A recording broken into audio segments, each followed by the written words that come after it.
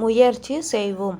ராஜாவும் மணியும் நண்பர்கள். அவர்கள் இருவருக்கும் தாய் தந்தையர் மற்றும் சுற்றார் கிடையாது. ராஜாவுக்கு கண் தெரியாது. அதேபோல் மணியால் நடக்க முடியாது.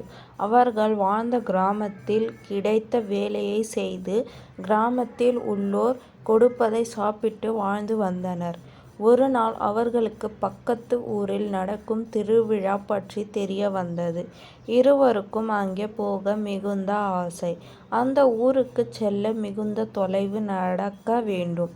என்னாலோ நடக்க முடியாது, உன்னாலோ பார்க்க முடியாது. இந்த லட்சணத்தில் நமக்கு ஏன் இந்த ஆசை என்று மணி வருத்தத்துடன் சொன்னான். ராஜா சிறிது நேரம் தீவிரமாக யோசித்தான். பின், நண்பா, உன்னால் நடக்கத்தான் முடியாது. ஆனால் கூர்மையாக பார்க்க முடியும். என்னால் பார்க்கத்தான் முடியாது. ஆனால் வெகு தூரம் நடக்க முடியும். நீ என் தோள் மேல் ஏறிக்கொள். எனக்கு வழியைச் சொல்லிக் கொண்டே வா.